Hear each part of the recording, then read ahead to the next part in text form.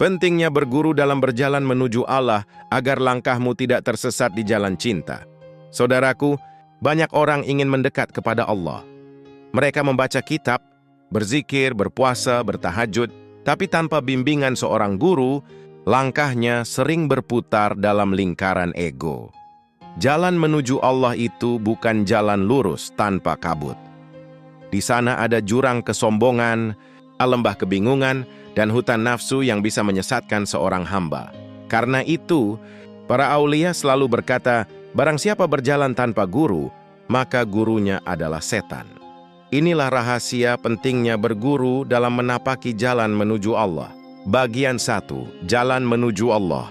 Bukan sekadar ilmu, tapi bimbingan Imam Al-Ghazali dalam Ihya Ulumiddin menulis, ilmu itu ibarat pelita, tapi pelita tidak akan menuntunmu jika engkau buta.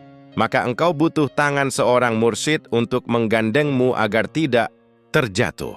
Berguru bukan berarti menyerahkan iman kepada manusia. Berguru berarti menyucikan jalan agar pandangan hati tidak tertipu oleh cahaya palsu. Seseorang bisa hafal kitab, tapi hatinya belum tentu hidup. Karena ilmu tanpa bimbingan guru sering melahirkan keangkuhan, sedang ilmu yang diwariskan lewat rohani guru melahirkan adab, khidmah, dan cinta. Bagian 2. Mengapa perlu guru dalam tasawuf? Syekh Abdul Qadir Al-Jailani berkata, barang siapa ingin sampai kepada Allah tanpa guru, ia akan disesatkan oleh hawa nafsunya. Karena jalan menuju Allah adalah lembah yang penuh tipu daya. Dalam tasawuf, seorang guru disebut mursyid, artinya pemandu ruhani. Ia bukan sekadar pengajar, tapi penerang jalan batin. Karena hati manusia ibarat cermin. Jika ia berdebu, hanya cahaya seorang guru sejati yang bisa membersihkannya dengan lembut. Para sufi berkata, seorang mursyid ibarat matahari yang tak terlihat di balik awan. Meski engkau tak selalu melihatnya, namun sinarnya tetap memberi arah bagi hatimu. Bagian 3, adab murid terhadap guru ruhani Imam Abul Hasan Asy-Syadzili menasihati para muridnya. Jangan engkau memandang pada ucapan gurumu semata, tapi pandanglah cahaya Allah yang berbicara melalui lisannya. Artinya, seorang murid sejati harus melihat gurunya sebagai perantara rahmat Allah, bukan sebagai sosok yang disembah.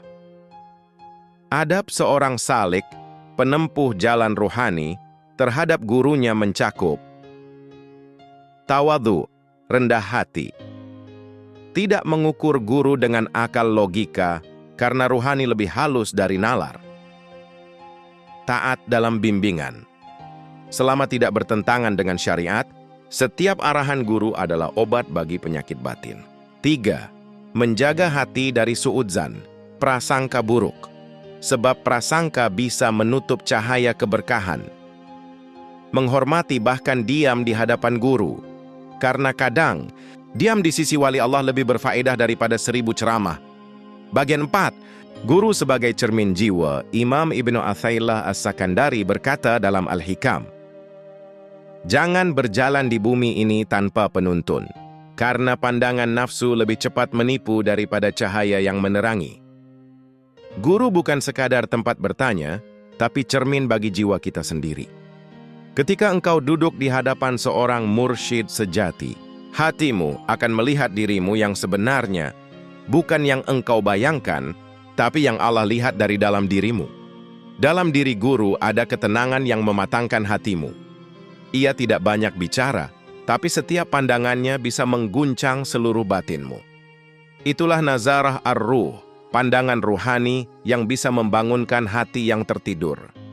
Bagian 5. Guru sebagai warisan para nabi. Rasulullah Shallallahu Alaihi Wasallam bersabda, ulama adalah pewaris para nabi. H.R. Tirmidzi. Pewaris di sini bukan hanya pewaris ilmu, tapi pewaris nur nubuwah, cahaya kenabian yang menyinari hati manusia. Imam Al-Ghazali menjelaskan, hati seorang guru sejati bagaikan cermin yang memantulkan cahaya nabi. Barang siapa dekat dengannya, ia akan merasakan panasnya cinta ilahi. Para mursyid sejati tidak memanggil murid menuju dirinya, tapi mengantarnya menuju Allah. Mereka adalah jembatan antara bumi dan langit, antara makhluk dan Khalik. Mereka tidak mencari murid untuk dihormati, tetapi menuntun jiwa agar sampai pada ma'rifatullah, mengenal Allah dengan hati yang hidup. Bagian 6, bahaya berjalan tanpa guru. Banyak salik yang tersesat bukan karena niatnya salah, tapi karena berjalan sendirian. Syekh Ahmad Zarruq berkata, barang siapa memulai suluk perjalanan ruhani tanpa guru, maka ia akan binasa di tengah jalan, sebab musuhnya adalah dirinya sendiri. Tanpa guru, seseorang bisa terjebak dalam rasa bangga dengan amalnya, merasa sudah dekat dengan Allah padahal baru di pinggiran. Ia bisa tertipu oleh bisikan setan yang menyerupai ilham. Jalan menuju Allah itu halus, penuh ujian, dan seringkali menipu mata hati. Hanya mereka yang dituntun oleh seorang mursyid yang bisa melewatinya dengan selamat. Bagian 7, ciri guru sejati. Menurut para sufi, bagaimana mengenali guru yang benar? Imam Al-Junaid Al-Baghdadi berkata, guru sejati adalah yang mengajakmu kepada Allah, bukan kepada dirinya. Yang menuntunmu dengan amal, bukan hanya dengan ucapan. Ciri guru sejati, teguh dalam syariat, tidak keluar dari Al-Quran dan Sunnah. Rasulullah SAW berdua, rendah hati dan penuh kasih, tidak memaksa murid, tapi membimbing dengan kelembutan. Menumbuhkan cinta kepada Allah dan Rasul, menjauhkan murid dari kebanggaan diri dan dunia. Bauda, menyatukan ilmu dan amal guru. Seperti ini adalah rahasia besar Allah di muka bumi, karena dari hatinya mengalir ketenangan, dari doanya turun keberkahan, dan dari nasihatnya lahir perubahan sejati. Bagian 8, rahasia barokah dari guru. Barokah seorang guru tidak selalu tampak dalam bentuk duniawi. Kadang hanya dengan duduk di sisinya, hatimu menjadi lembut. Kadang hanya dengan mendengar suaranya, tangismu pecah tanpa sebab. Itulah tanda ruhmu mulai disentuh oleh cahaya Allah. Syekh Abu Madian Al-Ghauts berkata, barang siapa duduk bersama seorang wali Allah, maka walau tanpa kata, ruhnya akan tersentuh oleh rahmat. Berguru bukan hanya untuk mencari ilmu, tapi untuk menyalakan kembali hati yang telah padam. Karena dalam setiap guru sejati, ada percikan api cinta ilahi yang bisa membakar karat dunia dalam jiwa murid. Bagian 9, kisah sufi, murid yang tak sadar telah sampai dikisahkan. Seorang murid datang kepada Syekh Abul Hasan Asyadzili. Wahai guru, aku sudah lama berzikir, tapi aku belum merasakan kedekatan dengan Allah. Sang guru tersenyum lembut dan berkata, kau sudah dekat sejak pertama kali engkau datang kepadaku. Tapi hatimu sibuk mencari tanda-tanda kedekatan, bukan Tuhan yang ingin kau dekati. Maka murid itu menangis, dan pada hari itu ia merasakan kehadiran Allah dalam hatinya untuk pertama kali. Itulah tugas seorang guru, membukakan mata hati murid agar melihat bahwa Allah tak pernah jauh. Bagian 10, doa dan renungan. Mohon dituntun guru sejati. Ya Allah, bila di dunia ini engkau letakkan rahasiamu pada para wali dan guru ruhani, maka tuntunlah aku kepada mereka yang kau cintai.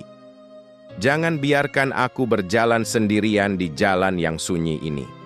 Berilah aku guru yang menunjukkanmu, bukan hanya bicara tentangmu, ya Allah. Jadikan aku murid yang patuh, rendah hati, dan jujur dalam menapaki jalanmu. Bila langkahku salah, luruskan dengan kasihmu. Bila hatiku kotor, sucikan dengan zikir yang engkau ajarkan melalui para guru pilihanmu. Amin, ya Rabbal Alamin.